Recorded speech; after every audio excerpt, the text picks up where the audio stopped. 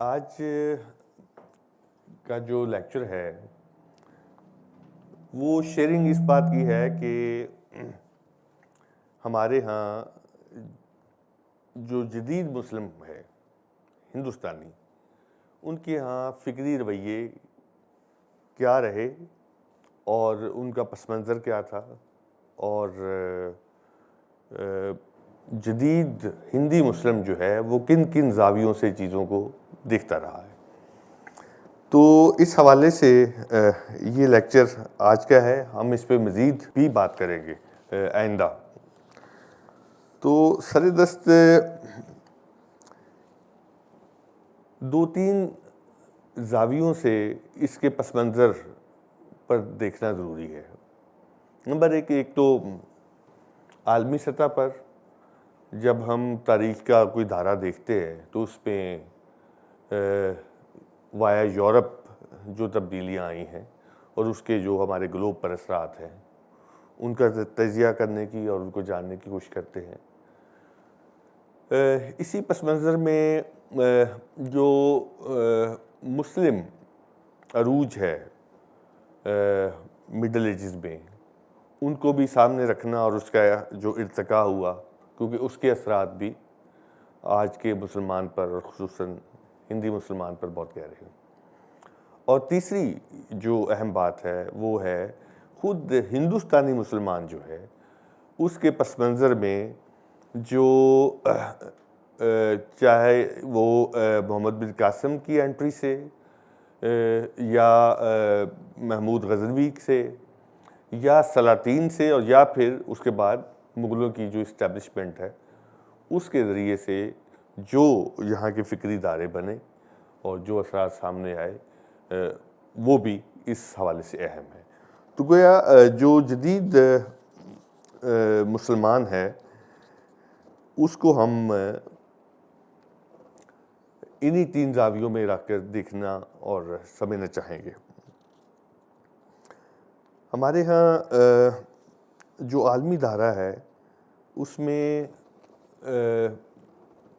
15ویں 16ویں صدی میں جو بڑی تبدیلی آئی جس کو ہم رینیسانس یا نشاط ثانیہ کہتے ہیں، وہ انسانی تاریخ کا ایک بہت منفرد اور بہت زیادہ دو ٹوک ایک سماجی سیاسی رویہ ہے اور فکری رویہ ہے، جس نے تاریخ جو معلوم تاریخ ہے انسان کی تہذیبی، اس کے اندر سب سے زیادہ جس کے اثرات ہیں پورے گلوب پر۔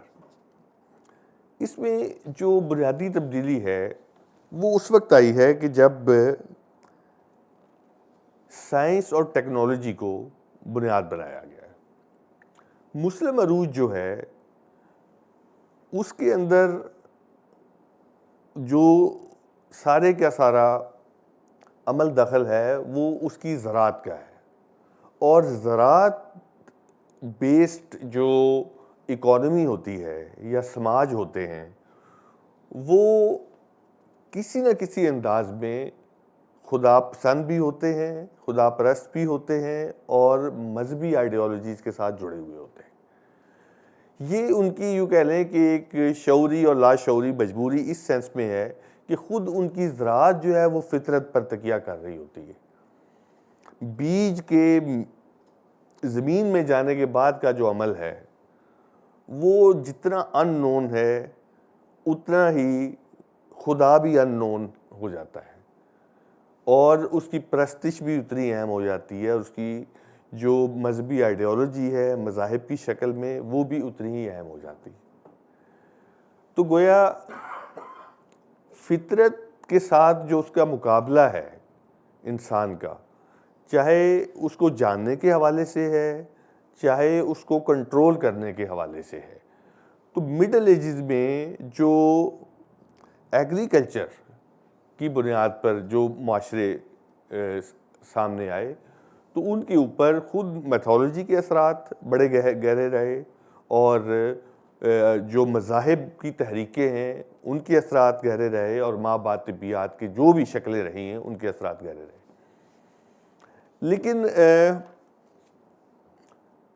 یورپ کے اندر جو سائنس اور ٹیکنالوجی نے جو کردار ادا کیا، اس نے جو ورلڈ ویو ایگریرین کلچرز کا ہوتا تھا اس کے بالکل الٹ رزلٹس پیدا کیے، اور یعنی انہوں نے فطرت کو کنٹرول کرنے کے لیے ایگریکلچر کے اوپر بیس نہیں کیا، بلکہ اس کی جگہ ٹیکنالوجی اور سائنس اور مشین اور ان چیزوں پر بیس کیا۔ تو گویا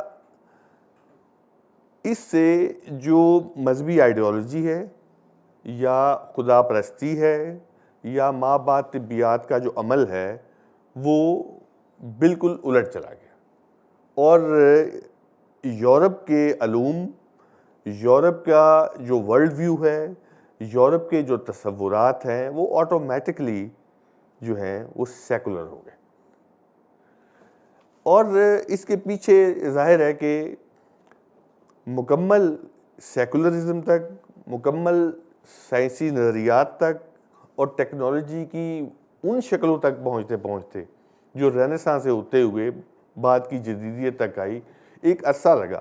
اور اس عرصے کے دوران چاہے مارٹن لوتھر وغیرہ نے جو کردار ادا کیا ہو، کیونکہ سوسائٹیز میں جو فکری ارتقاء ہے وہ بنیاد پرستی سے سیکولرزم کی طرف یا علم الکلام کے ذریعے سے جاتا ہے، یا وہ جو مذہب کی جو اقلیت پسندی کی جو دیگر شکلیں ہیں اس کے ذریعے سے جاتا ہے، اور اس کے بعد وہ سائنس کی طرف اپنا رخ کر لیتا ہے۔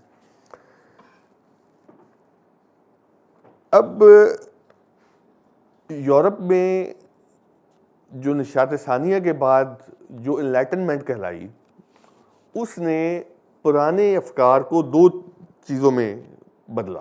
نمبر ایک، انہوں نے روشن خیالی پروجیکٹ کے اندر ایک تو اقلیت کو بہت زیادہ بیس بنایا۔ اقلیت دراصل توڑ تھا الہام کا، کشف کا، یا ماں بعد طبیعیاتی جو بھی مذہبی یا غیر مذہبی معاملات تھے اس کی بجائے عقل کو اہمیت دی۔ دوسری بات انہوں نے مذہب کے مقابلے میں جو لے کے آئے وہ تھی کہ انسان دوستی، یعنی انسان کے مسائل کا جو حل ہے وہ کسی بھی ماورائی قوت کو پکارے بغیر، اس کی معاونت لیے بغیر انسانی وسائل، انسانی تعقل اور انسانی طاقت سے حل کرنا، تو یہ انسان دوستی یا ہیومنزم کی ایک تعریف۔ تو یہ دو بنیادی ایلیمنٹس ہیں جس کی بنیاد پر جو ہے وہ روشن خیالی یا انلائٹنمنٹ کا عمل دخلہ آگے بڑھا، اور یہیں سے جدیدیت کی جو لہر ہے، پہلی لہر، وہ شروع ہوتی ہے۔ ماڈرنزم جو ہے وہ اس کی کئی شکلیں یورپ کے اندر آئیں، اور اس کا ایک اپنا ارتقاء ہے۔ ایک وہ شکل ہے جو رینیساں کی ابتدائی سٹیج پہ ہمیں نظر آتی ہے، جب یورپ کے اندر جو ہے وہ ٹریڈ کیپٹلزم موجود تھا، لیکن جب ٹریڈ کیپٹلزم جو ہے وہ کنورٹ ہوتا ہے انڈسٹریل کیپٹلزم میں، تو جدیدیت کی ایک اور ہائر شکل جو ہے وہ سامنے آتی ہے۔ اور اس کے بعد یہ سیکنڈ ورلڈ وار کے بعد خاص طور پہ جو فنانس کیپٹلزم سامنے آتا ہے یا پوسٹ مشین صورتحال جو سامنے آتی ہے، اس میں جدیدیت کی جو شکلیں وہ اور ہیں، جس کو پوسٹ ماڈرنزم بھی کہا جاتا ہے۔ اب سائنس اور ٹیکنالوجی نے جب اپنی سیکولر اور لبرل شکلوں میں اپنی تشکیل کی، تو اس میں ریپلیس جو کیا مذہبی جو صحائف تھے یا مذہبی جو عقیدے تھے یا اور جتنی پریکٹسز تھی یا افکار تھے، ان کی جگہ پر اس کو ریپلیس کیا نیوٹن نے، فرائیڈ نے، یا آپ کہہ لیں کہ اس کو ایون آئنسٹائن نے یا ڈارون نے۔ تو ان لوگوں کے جو افکار تھے ان کی بنیاد پر جو ماڈرنزم ہے وہ تشکیل بھی پایا، اور اس کا ایک ارتقاء بھی بڑھتا چلا گیا آگے۔ اب وہ جدیدیت جو اٹلی کی جو چھوٹی ریاستیں تھیں وینس وغیرہ، وہاں سے شروع ہو کر انگلینڈ تک، اور انگلینڈ سے پھر انقلاب فرانس تک آ کر وہ پورے مغرب میں جب وہ صلاحیت کر جاتی ہے، جدیدیت اور سرمایہ داریت اور سائنس اور ٹیکنالوجی، اب یہ ساری چیزیں ایک ہو گئی، تو پھر یہ جو ایک سیکولر صورتحال ہے یہ سامنے آتی ہے۔ میں یعنی یوں کہوں گا کہ 1789 جو فرینچ ریولوشن ہے، اس سے پہلے کی جو انسانی تاریخ ہے وہ بہرحال کسی نہ کسی انداز میں ایگریرین ہے، ایگریرین بیسڈ ہے، ایگریکلچر بیسڈ ہے، تو اس میں مذہب جو ہے وہ ڈٹرمن ہے، چاہے اس کی کوئی بھی شکل ہو، انسانی عمل کی، انسانی اقدام کی، اس میں مذہب جو ہے وہ ڈٹرمن رہے گا۔ لیکن انقلاب فرانس انسانی تاریخ کا ایک ایسا واقعہ ہے کہ جس کے بعد ہر چیز سیکولرزم کی طرف چلی گئی، اور اب مذہب جو ہے وہ ایک سیاسی ایک کارڈ کے طور پہ رہ گیا، یا ایک کمرشل کارڈ کے طور پہ رہ گیا، یا ایک یوں کہہ لیں کہ سماجی یادگار کے طور پہ رہ گیا، لیکن اس کے علاوہ اس کی وہ حیثیت ختم ہو گئی جس کی بنیاد پر مذہب جو ہے وہ مڈل ایجز یا پری مڈل ایجز میں وہ ایک ورلڈ ویو کے طور پہ کام کر رہا تھا۔ اب اسی طرح اسی کے پیرالل اس سے کچھ پہلے جب مسلم عروج ہوا، تو مسلم عروج میں جب ان کے یہاں خوشحالی آئی اور انہوں نے عربوں نے ان سینٹرز کو فتح کیا جو تہذیبی طور پر بہت مضبوط تھے، اکنومیکلی مضبوط تھے، تو ان سینٹرز میں جا کر جہاں پر ان کے پاس ایک زائد پیداوار آئی، خوشحالی آئی، اور اس کے نتیجے میں ان کو جو ایک اسپیئر وقت ملا، اور پھر انٹریکشن جو دیگر تہذیبوں سے ہوا، تو وہاں پر ان کے ہاں ہمیں کوئی عقلی تحریکیں بھی ابھرتی ہوئی نظر آتی ہیں۔ مثلا معتزلہ کی تحریک ہے، تو معتزلہ کی تحریک میں خود یونانیوں کے جو تراجم ہیں جو ہارون رشید وغیرہ کے دور میں کروائے گئے، ان کا کردار بہت اہم ہے، لیکن بعد میں اسی کا جو انکاؤنٹر ہے وہ اشاعرہ کی صورت میں ہوا، پھر اس کی جو ہائر شکل امام غزالی کی صورت میں آ کے، اور اس دور میں جب منگولوں کے حملوں سے یہ بالکل انسیکیور ہو گئے، اور بغداد کی اور باقی جو بڑے سینٹر تھے وہ پھر فکری طور پر بھی زوال کا شکار ہوئے، اور اپنی جو اس کی سماجی سیاسی شکلیں تھیں یا اس کی معاشی شکلیں تھیں وہ بھی۔ اب جو مڈل ایجز میں جو بھی شکلیں ہیں اس کی، یوں کہہ لیں کہ مذہب کی، چونکہ مذہب جو ہے وہ ریاستی آئیڈیالوجی کے طور پر بھی کام کرتا ہے، تو اس لیے ریاستی آئیڈیالوجی کے تحت جب ریاست اس کو خاص طریقے سے پروجیکٹ کرتی ہے، اس کو سیاسی سطح پر استعمال کرتی ہے، تو پھر مذہب ذات خود ایک ووٹ کا درجہ اختیار کر جاتا ہے، ایک پارٹی کا درجہ اختیار کر جاتا ہے۔ لہذا مڈل ایجز میں جہاں پر بھی جس مذہب کا بادشاہ ہوتا تھا یا ریاست تشکیل پاتی تھی، تو ان کی کوشش بھی یہی ہوتی تھی کہ نیچے انہی کے مذہب کے لوگ بھی پروان چڑھیں اور وہ عقیدہ پھیلے، جس سے وہ اپنے آپ کو ایک خاص طرح کا استحکام وہاں سے لیتے تھے۔ اب عثمانی سلطنت تک جبکہ خود یورپ کا بیشتر حصہ عثمانی سلطنت جو کہ خلافت کی آخری نشانی ہے مسلم عروج میں، اسی کے بالکل پیرالل یورپ جو ہے وہ اپنی جدید کروٹ لے رہا تھا، اور جو نشاط ثانیہ ہیں اور وہ ساری تبدیلیاں اس دور میں آ رہی تھیں، جس کو کہ خود عثمانی مسلمان بھی قبول نہیں کر رہے تھے، اور اس کے اثرات جو ہے وہ دیگر خطوں پر بھی آ رہے تھے، حتیٰ کہ وہ مغل ہی کیوں نہ ہوں۔ اسی طریقے سے جو انڈین مسلم کا جو فنومنا ہے وہ اس کو اگر ہم سمجھنا چاہیں تو اس میں جو اہم بات ہے وہ مغلوں کا رویہ ہے. اس سے پہلے جو سلاطین ہیں انہوں نے خاص طور پہ شریعت کو بنیاد بنا کر اپنے ریاست کو اور ریاستی انتظام کو چلانا چاہا. بہت سارے اس میں جو ہے وہ انہوں نے بہت سارے نرم رویہ اختیار کیا اور بہت ساروں نے بہت شدید رویہ اختیار کیا ہندو کے خلاف اور دیگر یہاں کے لوگوں کے خلاف.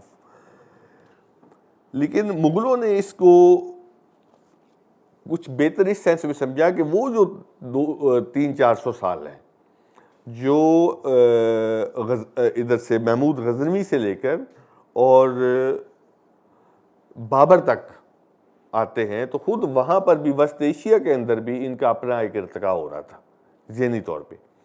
تو گویا مغلوں تک آتے آتے خود یہ جو وسط ایشیائی مسلمان ہیں وہ خود بھی بڑی حد تک تہذیبی طور پر ریفائن ہو رہے تھے.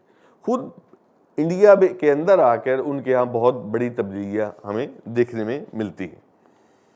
تو انہوں نے شریعت کے مقابلے میں تصوف اور جو خالصتاً یہاں کا جو وحدت الوجود کا جو تصوف ہے اس کو بطور معیشت کے بھی اپنایا اور بطور ایک سیاسی انتظام کے بھی اپنایا.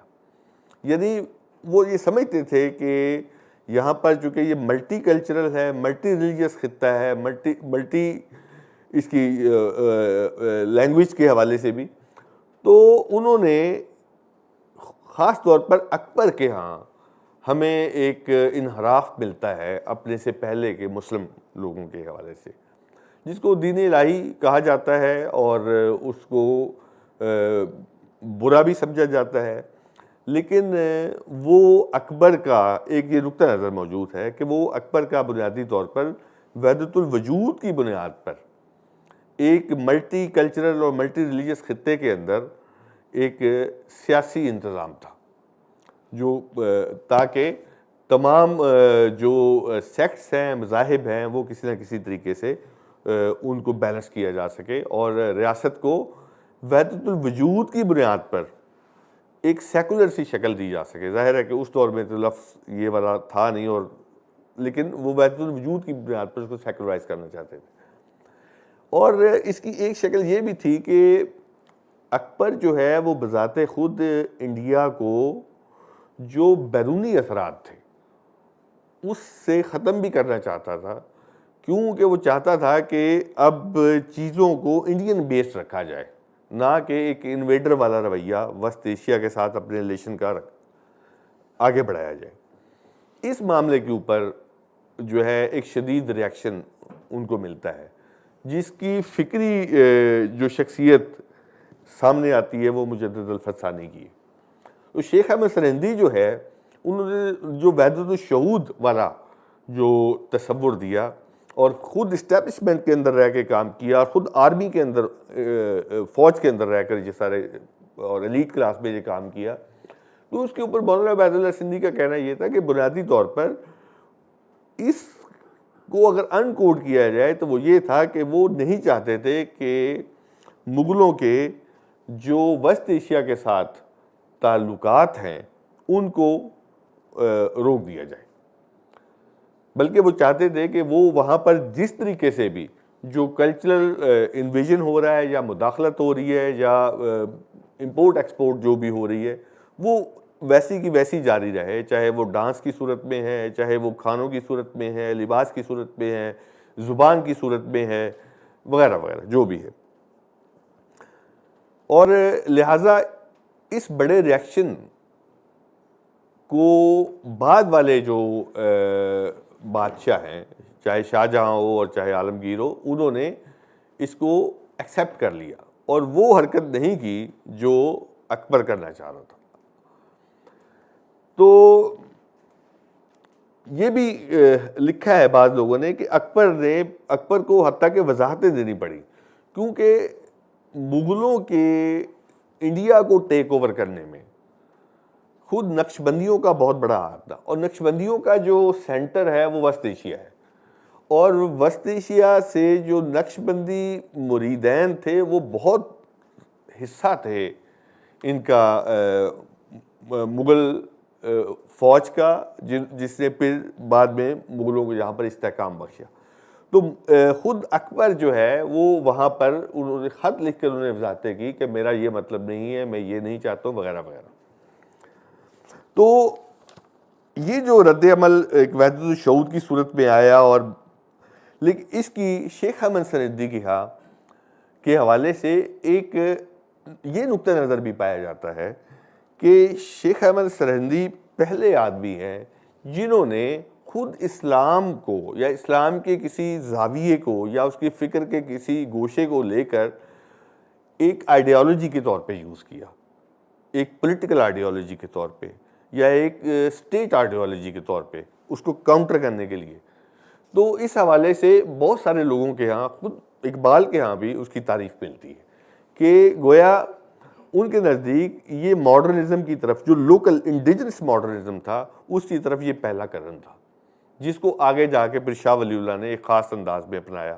اور آگے خود یہ ایک پوائنٹ آف ویو بھی موجود ہے کہ اگر ہم جو مقامی جدیدیت ہے اس کو وہ جوڑتے ہی اکبر سے ہے، کہ اکبر جو اقدامات کر رہا تھا یہ وہی اقدامات تھے جس کو ہم مذہبی طور پر ڈیکوڈ کریں تو وہ یورپ کے جو اس وقت اقدامات وہاں پہ چل رہے تھے، وہ یہاں پر ایک خاص طرح کی تہذیب کے اندر رہتے ہوئے وہ وہی اقدامات تھے۔ یہ ایک نقطہ نظر بھی پایا جاتا ہے۔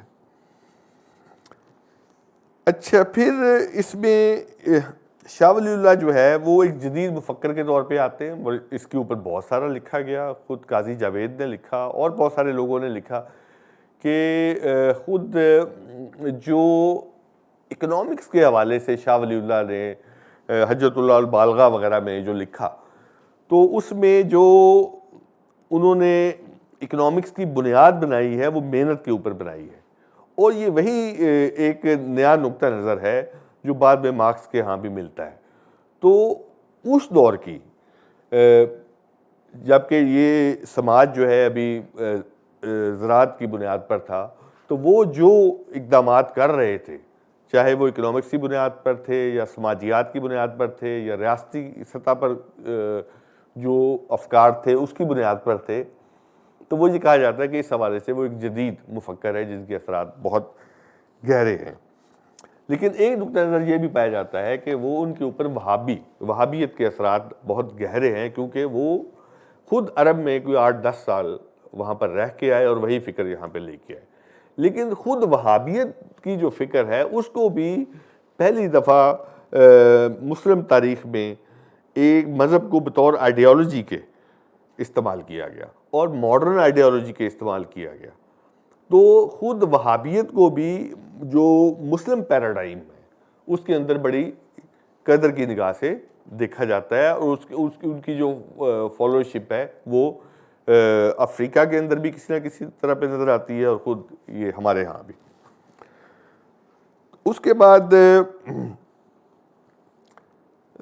جو ہے وہ ٹامس مو اور ایسٹ انڈیا کمپنی کی جو انٹرنس ہے، اور پھر یہاں پر مسلم مغل زوال ہے، اور اس کے نتیجے میں جو یہاں پر مرہٹے، روہیلے اور جاٹ اور ان کی جو تحریکیں ہیں، جس کے اوپر نہرو کا ایک کمنٹ ملتا ہے ان کی جو کتاب ہے اس میں، کہ یہ ساری نیشنلزم کی موومنٹ تھی جن کے اوپر خود ٹرائبل اثرات بھی موجود تھے اور ریلیجس اثرات بھی موجود تھے۔ یہ بھی ریفائنڈ نہیں ہو پا رہی تھی، لیکن یہ کہہ لیں کہ وہی نیشنلزم کی موومنٹ ہے جیسی کہ اس وقت یورپ میں بھی چل رہی تھی۔ تو اسی طریقے سے جو آگے مزید بات ہوتی ہے کہ یہی وہ دور ہے جس پہ جو یورپ ہے اس کی انٹرنس ہمارے ہاں ہوتی ہے، تو وہ ایک جو نیچرل چینج کا فلو تھا یہاں پر انڈین ایوولوشن کا، وہ ڈسٹرب ہوا، اور اس کے اندر میجر فیکٹر کے طور پر جو ویسٹرن پاورز ہیں، چاہے وہ کمپنی کی صورت میں آئی یا اس کی دیگر شکلیں تھیں، انہوں نے وہ ایک اس کو ہائی جیک بھی کیا، اور یہ بھی ایک نقطہ نظر موجود ہے۔ تو گویا یہ جو سارا میں نے آپ کے سامنے ایک بیک گراؤنڈ بنایا ہے،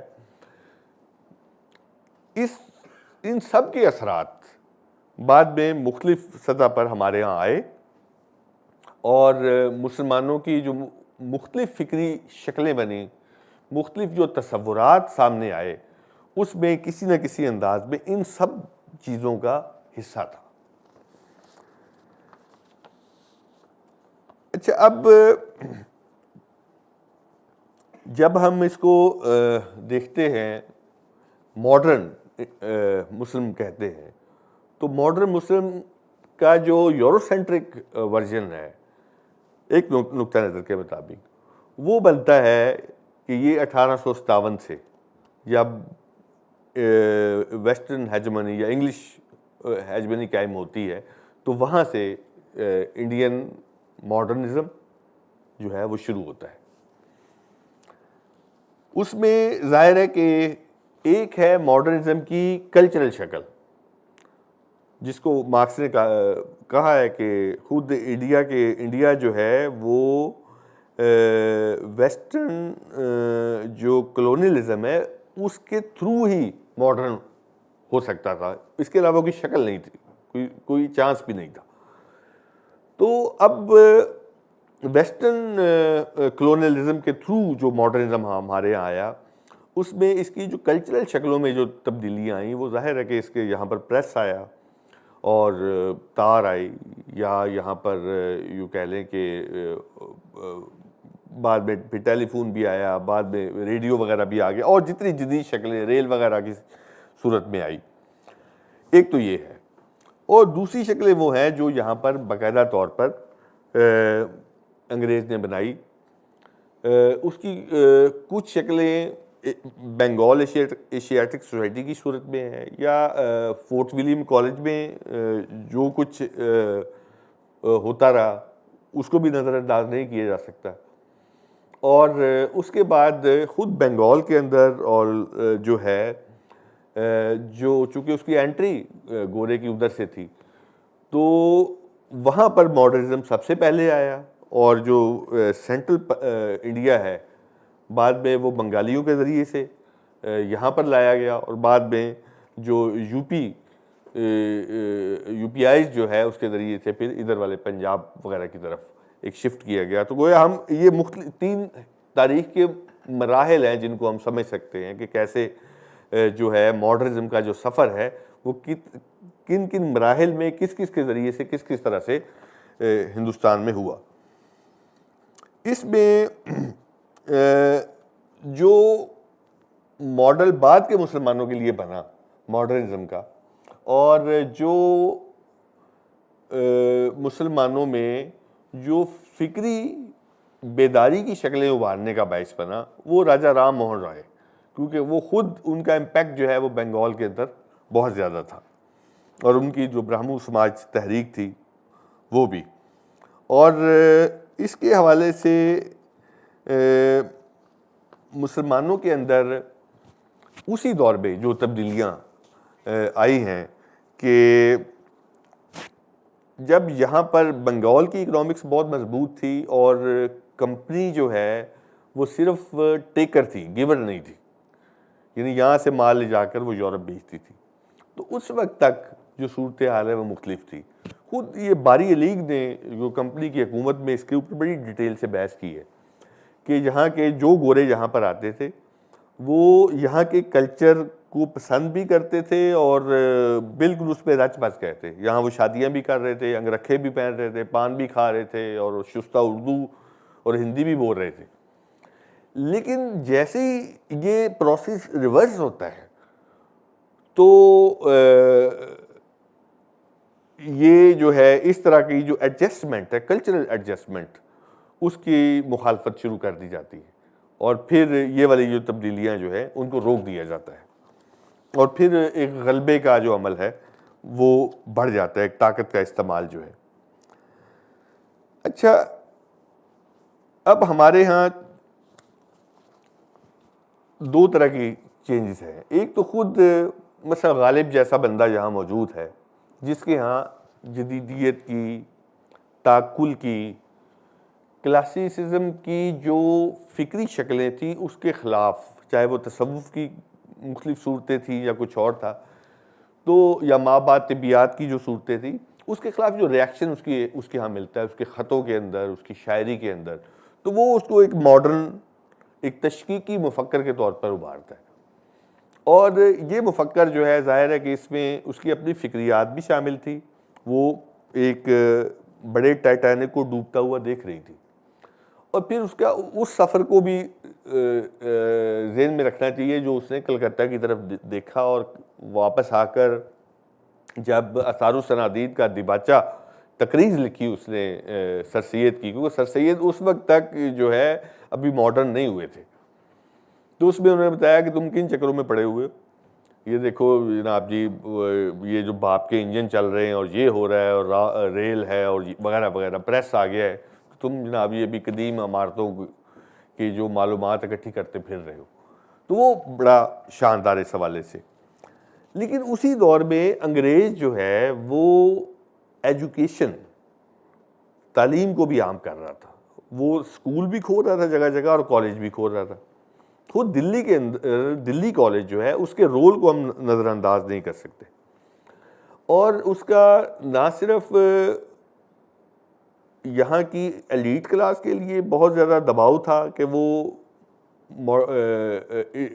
جدید تعلیم کی طرف آئیں، بلکہ وہ خواتین کے لیے بھی یہ ادارے قائم کیے جا رہے تھے، اور وہ چاہ رہے تھے کہ خواتین کی طرف سے بھی تو ریاکشن بہت زیادہ آیا، لیکن مردوں کی تعلیم کے حوالے سے بھی ریاکشن آیا. سر سید کے حوالے سے آپ اس کے جو بیانات ہیں وہاں سے کچھ آپ اندازے لگا سکتے ہیں. لیکن اس کی جو ڈٹرمنیشن تھی برٹش کولونائزر کی، وہ اتنی زبردست تھی کہ انہوں نے آتو جی کے نام سے انہوں نے انگریز گورننس مقرر کی کہ جا کے ان مسلمان جو خواتین ہیں ان کو گھروں میں جا کے پڑھا رہے. تو گویا یہاں جو سمجھنے والی بات یہ ہے کہ جو ماڈرنزم ہے اس کو پھیلانے میں خود ایجوکیشن، تعلیمی اداروں کا اور اس تعلیمی نظام کا بہت بڑا ہاتھ ہے، جس کے اوپر خود لارڈ میکالے کا جو ایک یوں کہہ لیں کہ آئیڈیا جو ہے یا اس کے جو فکری اثرات ہیں وہ بہت یعنی اہم ہیں اس بات کو سمجھنے کے لیے. مثلا اب جو تحریریں آ رہی ہیں جس کو سمجھا گیا، وہ یہ بھی کہتے ہیں کہ خود جدیدیت کا عمل جو ہے، اور اس کو بعض جگہ پر لارڈ میکالے کے اس بیان کے ساتھ رکھ کر بھی دیکھا جاتا ہے کہ ہم اس تعلیم کے ذریعے سے ایسے مقامی انگریز بنانا چاہتے ہیں جو ہوں تو ہندوستانی، لیکن اپنی چال ڈال، بول چال، فکر، سوچ کے حوالے سے وہ بالکل ہمارے جیسے ہوں. پھر اس کو جو ابھی جو پوسٹ کلونیل لٹریچر کے حوالے سے جو چیزیں سامنے آ رہی ہیں اور جس انداز میں وہ تجزیہ کر رہے ہیں، تو وہ یہ بتاتے ہیں کہ خود ماڈرنزم جو ہے تھرو دا ایجوکیشن ہندوستان میں جو کی گئی، وہ دراصل ایک خاص طرح کی کایا کلپ ہے، ایک خاص طرح کا جو انڈین ذہن ہے اس کے اندر ایک خاص طرح کی چپ لگانے کے مترادف ہے. کیونکہ جو شخص ماڈرنائز ہو جاتا ہے وہ لوکل نہیں رہتا اپنی فکر میں، بلکہ یہاں تک بھی لکھا گیا کہ وہ دنیا میں جہاں کہیں بھی ہوگا، اگر وہ ماڈرن ہو چکا ہے تھرو دا ایجوکیشن، تو وہ پھر ویسٹ کے لیے ہی کام کرے گا. وہ پھر اس کے لیے مقامی تاریخ، مقامی بادشاہ، مقامی کلچر، یہ سارا کچھ جو ہے وہ نچلے درجے کا، یعنی وہ یورو سینٹرک ہو جائے گا، چاہے وہ افریقہ میں بیٹھا ہے چاہے وہ ایشیا میں بیٹھا ہے. تو اس طرح کی بھی تنقید اس حوالے سے سامنے آئی.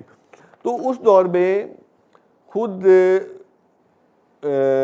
دلی کالج کا جو امپیکٹ ہے، دلی چونکہ مرکز تھا اس کو بھی سمجھنا چاہیے، اور دلی کالج کے ساتھ جو غالب کا تعلق ہے اس کو بھی سمجھنا چاہیے. دلی کالج کے اندر خود وہ فرسٹ ماڈرن ایلیٹ وہی تیار ہوتی ہے، اور ہمارے جو اولین ماڈرنسٹ ہیں مسلمانوں کے، سر سید اور ان کے رفقا کی صورت میں، چاہے وہ آزاد ہوں یا اور ہوں، تو وہ بھی وہیں کے پڑے ہوئے ہیں. تو یہاں پر جو ہے جو بات ہے وہ سر سید ایک ماڈل کی حیثیت اختیار کر جاتا ہے، اور سر سید کے جو رفقا ہیں وہ آج کے معاملات کو، رویوں کو سمجھنے کے لیے ایک بہت اچھا ایک کیس ہے ہمارے لیے جس کو انڈرسٹینڈ کیا جا سکتا ہے. مثلاً آپ دیکھیے کہ سر سید جو ہے انہوں نے جب رسالہ اسباب بغاوت ہند لکھا تو وہاں سے ان کا جو کردار ہے وہ متعین ہو جاتا ہے. جہاں وہ میوٹنی لکھ رہے ہیں، غدر لکھ رہے ہیں، اس میں آزادی کا لفظ شاید کہیں بعد میں اس کی انٹری ہوتی ہے، اور وہی رسالہ جو ہے وہ بعد میں ہاؤس آف لارڈ میں جا کے تقسیم ہوتا ہے. شاید یہاں پتہ نہیں تقسیم ہوا کہ نہیں ہوا ہے، اس کی کچھ کاپیاں چھاپی گئی اور پھر وہیں تقسیم کی. اس کے پیچھے بہرحال کسی نہ کسی انداز میں جو برٹش گورنمنٹ تھی وہ کمپنی کے معاملات کو ختم بھی کرنا چاہ رہی تھی. تو اس کے لیے جو ایک فائل تیار کی جا رہی تھی، اس فائل میں جو خود اس رسالہ اسباب بغاوت ہند کا جو کردار ہے وہ بڑا اہم ہے. اس کے بعد انڈیا جو ہے وہ کمپنی کے ہاتھوں سے نکل کر ڈائریکٹ انڈر دا رول چلا گیا برٹش کے.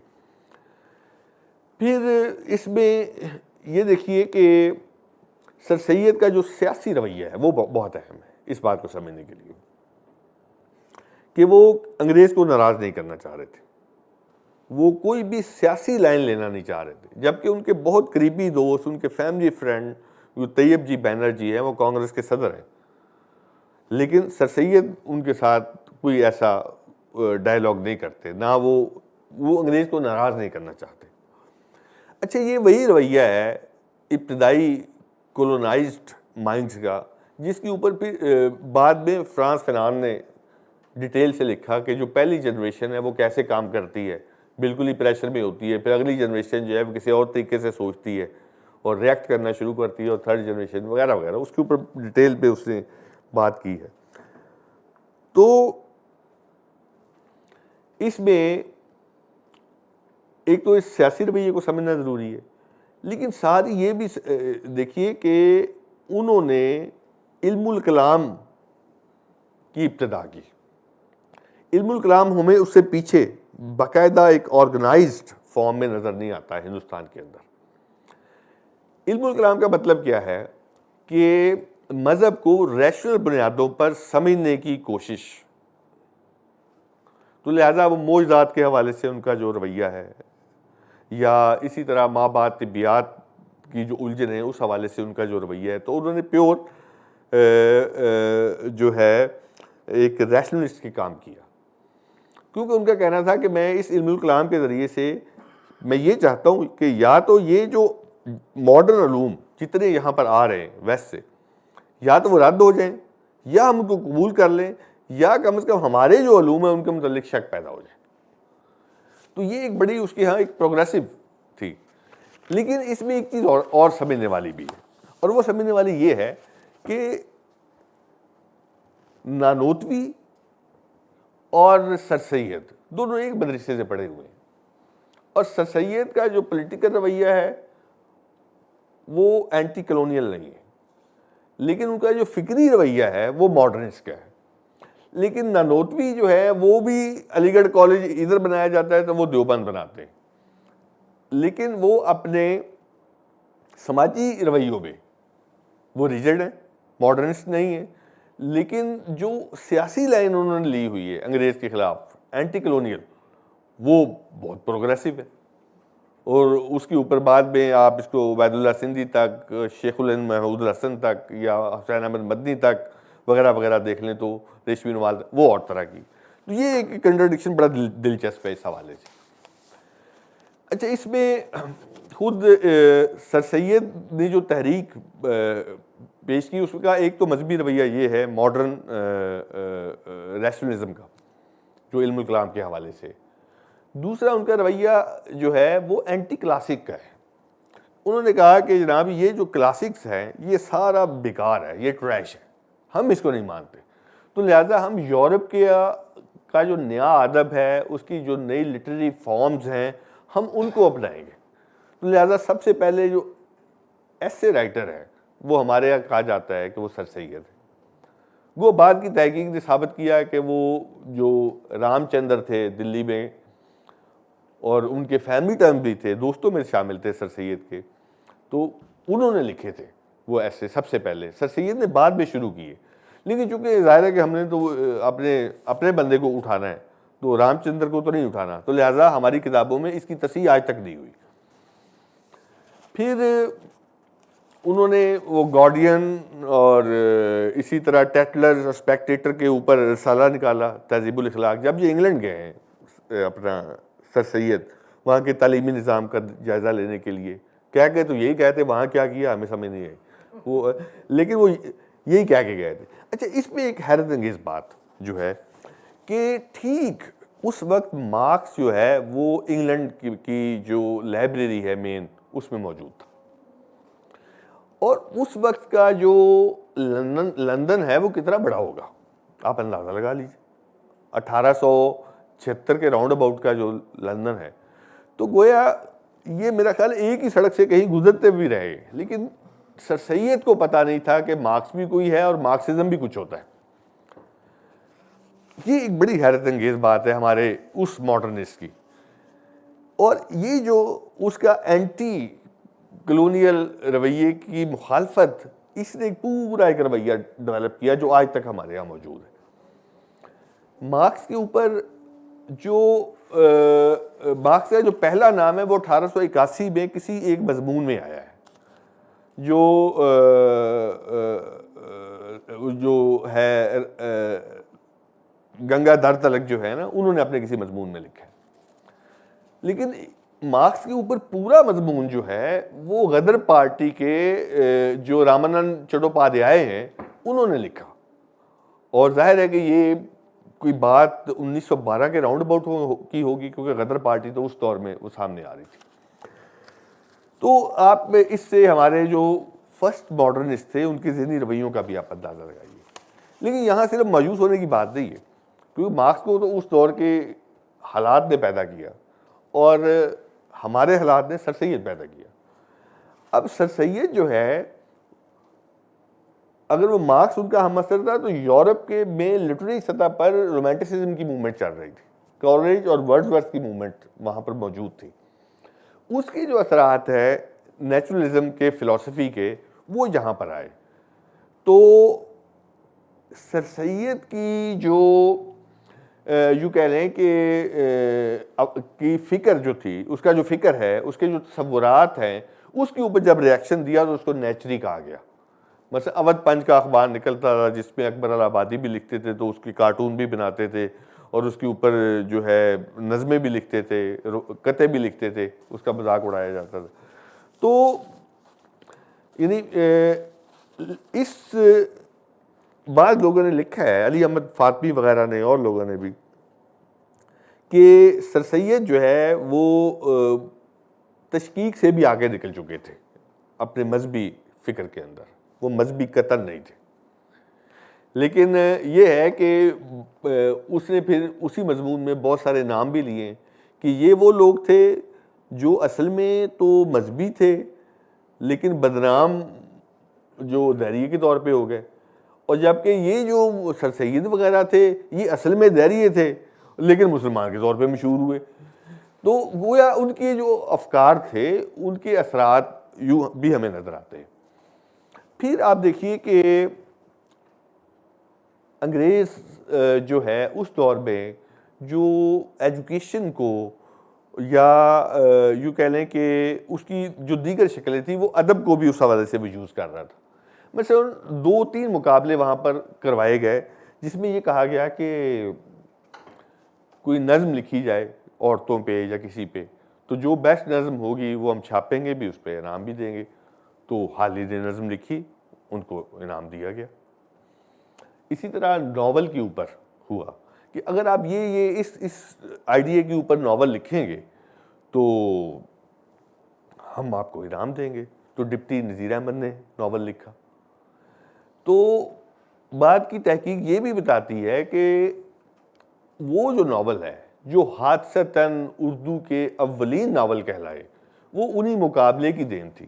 اور اس مقابلے کے جو مصنفین تھے انہوں نے 2-3 دفعہ وہ ناول لیے, اس کے اندر امینڈمنٹس کروائیں کہ اس کریکٹر کو یوں پیش کریں, یہ ڈائلاگ کو یوں کریں. وہ ابتدائی ناول تھے ڈپٹی نذیر احمد کے, ان کے دیباچوں کے اندر وہ سارا کچھ موجود رہا ہے. بعد میں ظاہر ہے کہ دیباچے ہمارے لیے اہم نہیں ہوتے کیونکہ ہم ریسرچ کے لوگ تو ہے نہیں, ناول کے لوگ ہیں, قصہ کہانیوں کے لوگ ہیں.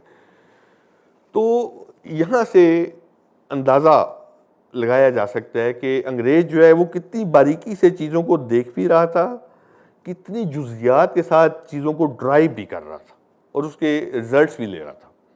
مائنڈ اور بیہیویئر کنٹرول کا جو ایک پورا سسٹم ہے وہ ایک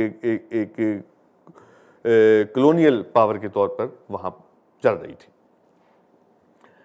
پھر اسی دور میں آزاد جو ہے وہ پنجاب میں لاہور میں بیٹھے ہوئے تھے اور جاب کر رہے تھے یہاں پہ. تو کرنل ہارڈ رائٹ جو کہ سیکٹری کہہ لیں کہ آج کے دور کے وہ تھے تعلیم کے, انہوں نے ان کو کہا کہ آپ ایسا کریں کہ آپ نظم جو ہے اس کی تحریک شروع کریں. تو انجمن پنجاب, معروف ہے نام تو اس کا کافی لمبا تھا, تو انجمن پنجاب بنوائی انہوں نے. اور اس کا جو ایک جو اس کا جیسچر تھا وہ لٹریری بھی تھا. اس کا سیکٹری جو ہے وہ رکھا گیا مولوی محمد حسین آزاد کو. انہوں نے کہا گیا کہ شام کو آپ امراء اور نوابوں کے جو ہے ڈرائنگ رومز میں جائیں اور وہاں پر لوگوں کو اکٹھا کر کے تو اس کی اہمیت بتائیں اور وغیرہ وغیرہ. تو وہاں سے نظم کی تحریک شروع ہوئی. اب انگریز جو ہے وہ غزل کو کوئی دینے کو تیار نہیں تھا کوئی بھی اہمیت. خود سر سید بھی کہ ہاں بھی وہ غزل غائب ہو گئی. وہ حالی جو شاگرد ہے غالب کا اور غزلیں اس سے اصلاح کروا رہا ہے, اس سے غزل لکھنی چھوڑ دی اور نظم لکھی حالی, مقدمہ شعر و شاعری کے ساتھ مسدس عالی.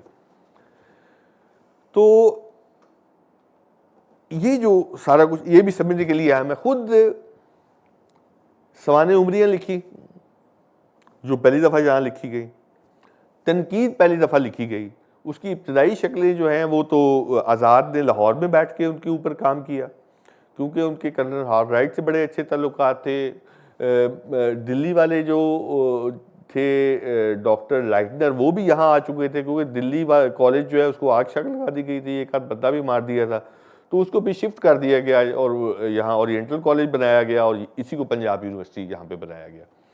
تو مولوی آزاد جن لوگوں کے ساتھ اٹھتے بیٹھتے تھے تو اس کے ذریعے سے ظاہر ہے کہ انگریزی وہ بھی نہیں جانتے تھے اور نہ حالی جانتے تھے, لیکن وہ گفتگو کے ذریعے سے انہوں نے جو اپنا جو ادبی تنقیدی شعور ڈیولپ کیا وہ بالکل حتیٰ کہ ان کا ایک جملہ ہے بڑا مشہور جملہ ہے, حالی کا بھی ہے ان کا بھی ہے, کہ پیروی مغرب, کہ آپ مغرب کی پیروی کریں آپ اسی میں نجات پا لیں گے, فالو کریں آپ ویسٹ کو.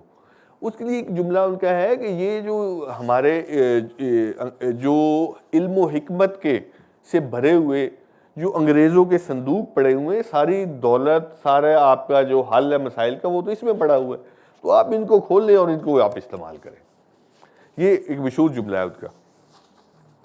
تو اس کا مطلب یہ ہے کہ یہ جو ساری لاٹ تھی سر سید والی یہ ٹوٹل ماڈرنائز ہو رہی تھی اور آگے اس کے لیے پوری ایک تیاری کر رہی تھی لٹریچر کی صورت میں, ایجوکیشن کی صورت میں, اور اس کے علاوہ ان کا جو رویہ ہے سیاست کے حوالے سے اور انگریزوں کے ساتھ ریلیشن کے جو معاملات ہیں. پھر یہ سارے جو لوگ ہیں یہ وہ ہیں جو ملازم پیشہ ہیں. تو گویا انگریز نے جو یہاں پر ماڈرنزم مسلمانوں میں انجیکٹ کیا وہ ایک تو ملازم پیشہ کے ذریعے سے کیا اور پھر مڈل کلاس, یہ جو ملازم پیشہ ہے اس کے ذریعے سے کیا. اور ان کا جو رویہ ہے سر سید اور ان کے رفقا کا، وہ اس حوالے سے بڑا اہم ہے کہ آج ہم جو مڈل کلاس کے لوگ ہیں بالکل ان کو فالو کرتے ہیں. اس سے پچھلی نسل کے رویے بالکل کچھ اور تھے.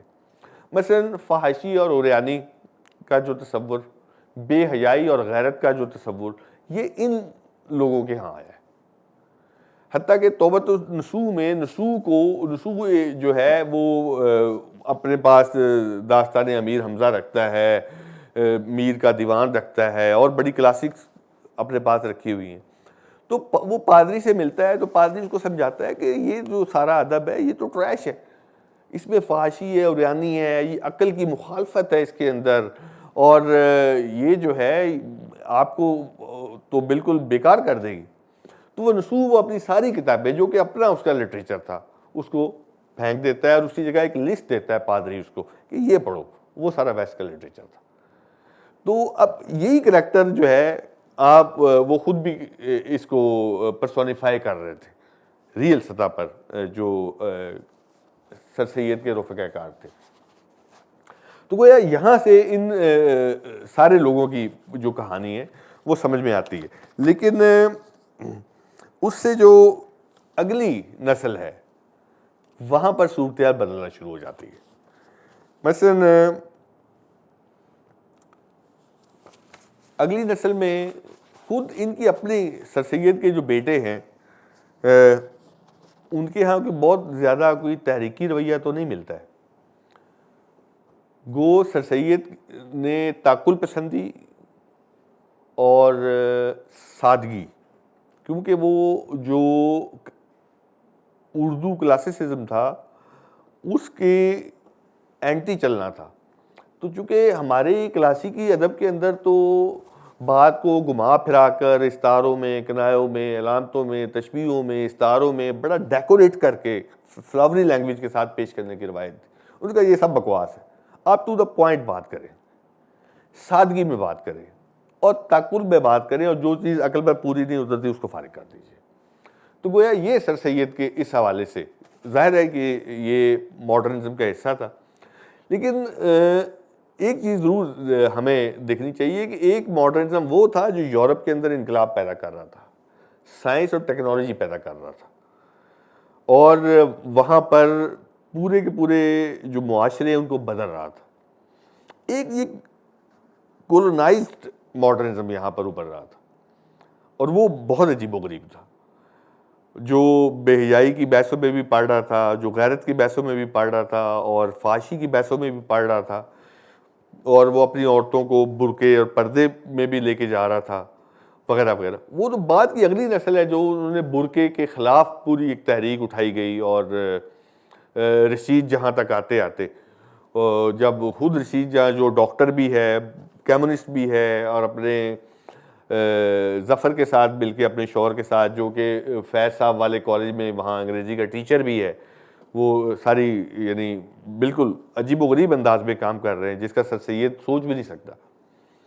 اور خود سر سید آپ دیکھ لیجئے کہ سر سید جو ہے اس کو کہا گیا کہ اس کے بیٹے وہ بھی پڑھ کے آ چکے تھے، وہ کہتے تھے کہ آپ یہ عورتوں کی تعلیم کے اوپر آپ کم از کم ایک جو محمدن ایجوکیشن کانفرنس 7 سال ہوتی ہے اس میں آپ ایک قرارداد تو منظور کروائیں نا. تو وہ سر سید اسٹریٹ اوے کہتے ہیں کہ یہ نہیں ہو سکتا، میری جیتے جی نہیں ہو سکتا کہ عورت نہیں پڑھ سکتی. پھر آگے انہوں نے کہا ہوا ہے کہ ہماری ابھی عورت اس سطح تک پہنچی نہیں ہے کہ وہ جناب پوسٹ مین بن سکے، پوسٹ وومن بن سکے، یا فلاں بن سکے، یا فلاں پورا ان کے آگے تقریریں ہیں. لیکن 1898 میں جب ان کا انتقال ہوتا ہے تو 1899 کے اندر وہ بیٹا ان کا وہ منظور کروا دیتا ہے عورت کی تعلیم کے حق میں قرارداد، اس کے بعد صورتحال بدل جاتی. تو یہ اگلی نسل ہے. یہ اگلی نسل جو ہے یہ اپنے اندر جو ایک رویہ پیدا کرتی ہے وہ رومانٹسزم کا ہے. یعنی یوں کہہ لے کہ ماڈرن کلاسیسزم جو ہے وہ سر سید ہے، اور اس کا جو رد عمل دیا ہے وہ رومانٹسزم کی صورت میں اس سے اگلی نسل نے دیا ہے. اور یہ اگلی نسل کون سی ہے؟ جس میں سجاد حیدر یلدرم بھی شامل ہے، اور مہدی افادی جیسے لوگ بھی شامل ہیں، بجنوری جیسے لوگ بھی شامل ہیں، اور اس کے علاوہ پریم چند کی جو ابتدائی اس کی چیزیں ہیں وہ بھی اسی کا حصہ ہے. اب یہ رومانٹسزم بھی وہ رومانٹسزم نہیں ہے یورپ والا جو سوسائٹیز کو بدل رہا ہے, کیونکہ یورپ کے اندر جو رومانٹسزم تھا وہ بہت فعال تھا. کالج ہے, ورڈزورتھ ہے, کیٹس ہے, یا اس طرح کے اور لوگ جو ہے جو لٹریچر کی سطح پر اور فلسفے کی سطح پر جو کچھ اور کام ہو رہا تھا وہ یہاں پہ نہیں ہو رہا تھا, کیونکہ یہ مثلا سراج احمد یلدرم جو ہے اپنی تحریروں کے اندر ترکی کو آئیڈلائز کر رہا ہے, کیونکہ وہ بہت اچھی ہائر پوسٹ کے اوپر تھا اور ترکی کے اندر وہ ریاستی ایک نمائندے کے طور پہ کام کر رہا تھا. تو اس نے یہ ضرور کیا کہ ترکی کو اپنا ایک خیالی سرزمین بنایا اپنی تحریروں کے اندر, لیکن یہ ہے کہ ان کے رومانٹسزم نے وہاں کی عورت کو ایک اور انداز میں ڈسکس کرنا شروع کیا, کیونکہ ہمارے پوری تحریک کے اندر سر سید کی تحریک کے اندر یا تو حالی کی بیوہ ملتی ہے ہمیں جس کے اوپر ایک نظم ہے, یا نذیر کی اکبری اور عسکری ملتی ہے, لیکن ان سے اگلی نسل میں رومانٹسزم کی موومنٹ کے اندر پھر یہ ہوتا ہے کہ وہی عورت جو ہے اس کے ساتھ عشق اور محبت کے معاملات بھی شروع ہوتے ہیں, اس کا حسن بھی ڈسکس ہوتا ہے, اور یہ خاتون جو ہے جو اگلی نسل کی آئیڈیل بنتی ہے وہ پڑھی لکھی بھی ہے, وہ بعض کے ہاں وہ فلسفے پہ بھی بحث کرتی ہے اور آتی جاتی بھی ہے وغیرہ وغیرہ. تو ایک ہمیں یوں کہہ لیں کہ ایک ایکٹیو کریکٹر کے طور پہ وہ ملتی ہے.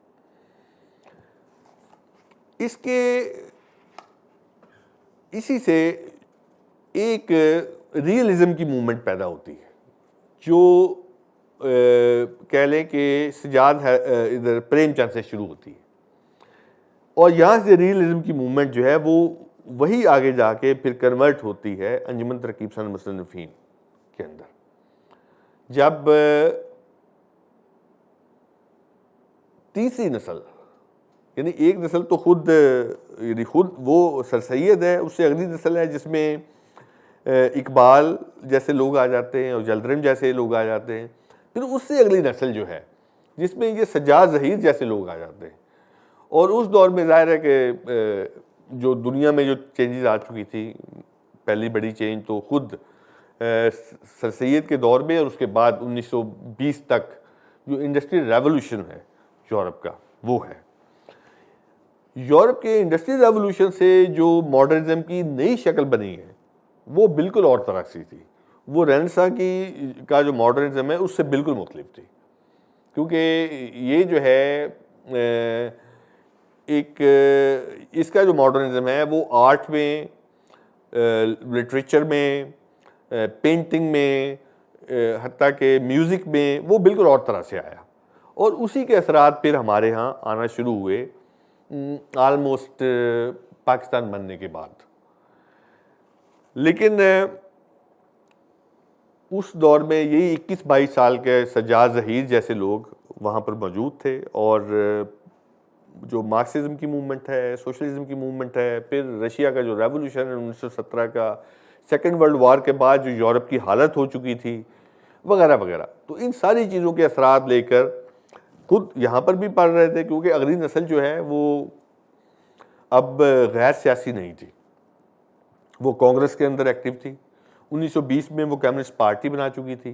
1912 کے راؤنڈ اباؤٹ وہ غدر پارٹی کی صورت میں اچھا خاصا وہ دھچکا دے چکی تھی جو انگلش اسٹیبلشمنٹ ہے ان کو.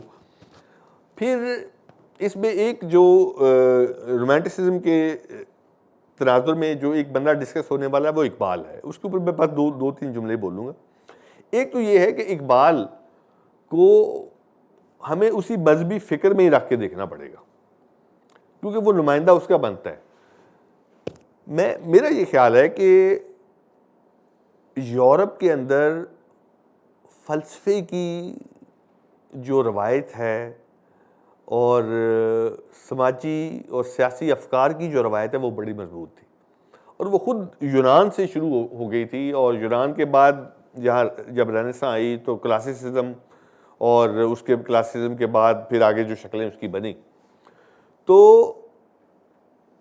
انہوں نے اس کی بنیاد پر نئے علوم کی تشکیل کی. اب جب ہمارے ہاں گن پوائنٹ پر جو ماڈرنزم آیا کلونلزم کے ذریعے سے, تو ہمارے ذہنوں میں جو ایک خاص ابھال آیا, تو وہ کس بنیادوں پر چینج لے کے آتا؟ اس کے پاس کوئی فکری روایت موجود نہیں تھی. اگر کچھ تھا تو صرف شاعری تھی, صرف شاعری. داستانیں تھیں تو وہ بھی شاعری کی صورت میں تھی. جو ان ریٹن داستانیں تھیں نثر کی تھیں وہ بھی لکھی نہیں گئی تھیں. اگر کچھ تھی تو اس کو پریزرو فورٹ ولیم کالج میں کیا گیا تھا, وہ بھی بڑی ایبریش صورتوں میں. تو لہٰذا ہمارے دماغوں نے یہی سوچا کہ ہم اپنے مذہب کو ہی آئیڈیالوجی بنائیں. تو یہ کام سب سے پہلے کیا اپنا سر سید نے, اور اس کے بعد یہ کام کیا اقبال نے. تو reconstruction of religious thought in Islam جو ہے وہ دراصل اس کے اوپر بھی علی بہار جلال پوری نے پوری کتاب لکھی ہوئی ہے, یہ لکھا.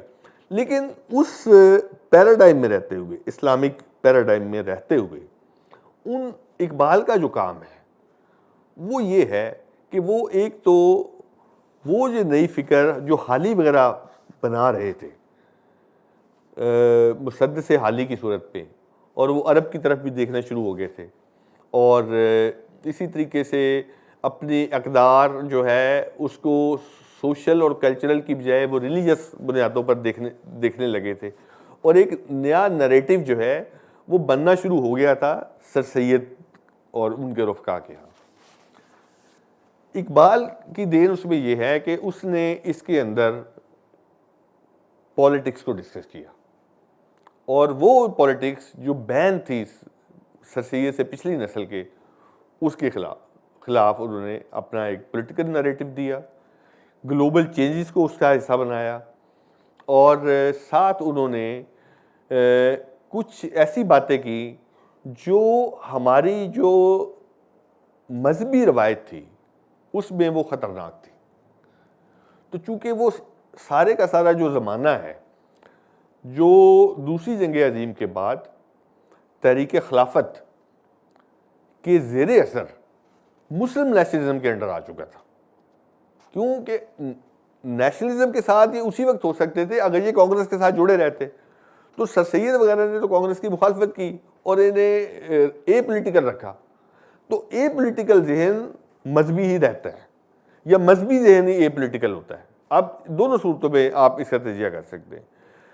لیکن اس اے پولیٹیکل ذہن میں جب اگلی نسل جو ہے اپنے پولیٹیکل معاملات بھی داخل کر دیتی ہے, اور اس میں سرمایہ داری کے اوپر ایک خاص طرح کا کرٹیسزم دیتی ہے, اور پھر وہ سوشلزم وغیرہ سے بھی متاثر ہوتی ہے, اور خاص انداز میں اس کی تعریف بھی کرتی ہے, لیکن اس سوشلزم کو وہ اسلامائز کر کے اس میں ڈھال کے پیش کر دیتی ہے, اور پھر سر کا خطاب بھی لے لیتی ہے. تو اس کا مطلب کیا ہے کہ وہ ایک خاص پیراڈائم کے اندر خاص ریلیجس یوں کہہ لیں کہ کوڈ ورڈز میں, اصطلاحات میں وہ ساری انہوں نے بات کی, اور اسی لیے وہ پاپولر ہو گئے. لیکن ٹھیک اس وقت اگلا جو ریئیکشن آیا اس سے اگلی نسل کا, وہ انجمن ترغیب پسند مصنفین کا ریئیکشن تھا, جس پر انہوں نے بات سیکولرائز بھی کر دی, اپنا نریٹو جو ہے اقبال کے رد عمل میں صحیح, اور ساتھ ہی انہوں نے اس کو سائنٹیفک زیادہ کر دیا, اور ساتھ ہی انہوں نے اس کو یوں کہہ لیں کہ ریولوشنری بھی کر دیا. تو یہ جو ارتقا یوں آتا جو ہے ہمارے سامنے آتا ہے. لیکن اس کے ساتھ ساتھ ایک اور نسل جو ایک اور رویہ جو ہے اس کو ڈسکس کرنا بڑا ضروری ہے, اور وہ یہ تھا کہ ایک پوری جنریشن وہ تھی جو اے پولیٹیکل تھی لیکن ماڈرن تھی, وہ ریلیجس بھی نہیں تھی, اور وہ ترقی پسند بھی نہیں تھی. تو یہ پوری ایک نسل جو ہے وہ کہلائی ماڈرنسٹ. ان کے یہاں پولیٹیکل پوائنٹ آف ویو نہیں ہے, یہ ہے تو وہ نہیں ہے جو ترقی پسندوں کا تھا, اور ان کا جو وہ سرمایہ داریت کو پسند کرتے ہیں انجمن ترقی پسند مصنفین کے کمیونزم یا اشتراکیت کے مقابلے میں، اور اسی طریقے سے وہ زیادہ سیکولر اور وسیع ذہن کے مالک ہیں۔ تو اگلا جو ٹکراؤ بعد میں ہوا وہ اس سیکولر نیریٹو رکھنے والے ماڈرنسٹوں کے اور ترقی پسندوں کے درمیان ہوا۔ لیکن حیرت انگیز بات یہ ہے کہ یورپ کے اندر جو ماڈرنزم پروان چڑھ رہا تھا اس میں مارکس جو ہے وہ ماڈرنزم کا حصہ تھا۔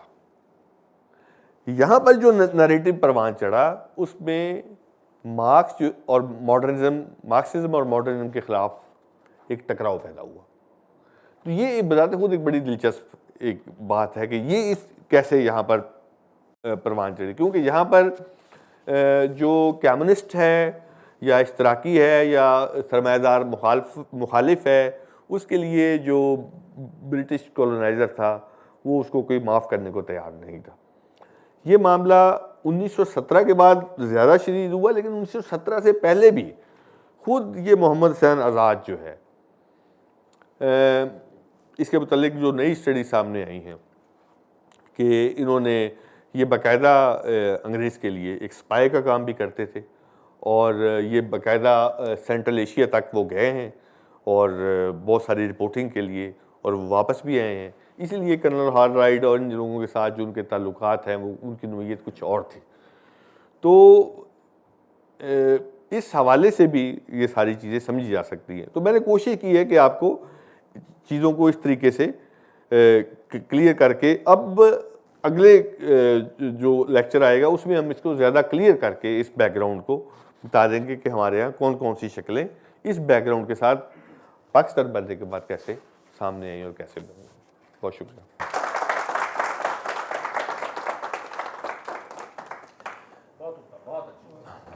Thank you. کچھ پوچھنا چاہیں؟ لیکن آپ کی آواز جا نہیں رہی۔ اچھا، وہ تعریف دوبارہ کر دیں، مائک آ گیا۔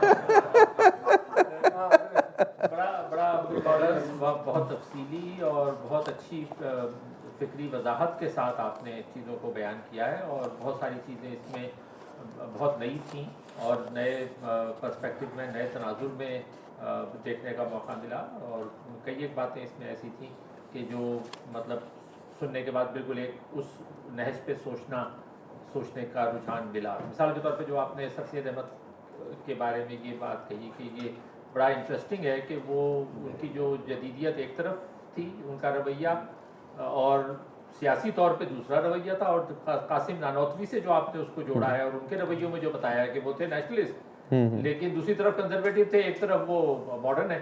سرجیت کا بھی یہ ایک طرف کنزرویٹو ہے۔ تو اس طرح کی بہت ساری چیزیں تھیں جو آپ سے سمجھنے کو ملی۔ بہت بہت شکریہ اس اتنی اچھی گفتگو کا۔ بہت شکریہ، بہت شکریہ۔ میں بھی تھوڑی سی تعریف کر لوں سر پلیز، اعزاز ہے میرے لیے۔ بہت جامع، بہت فکر انگیز، اور بہت سے سوالات ذہن میں جنم لیتے ہیں۔ تو ایک تو یہ کہ آپ نے کہا کہ جو مغنم کا دور ہے جو بابر سے شروع ہوتا ہے اور بہادر شاہ ظفر پہ ختم ہوتا ہے، 350 سال پہ محیط ہے۔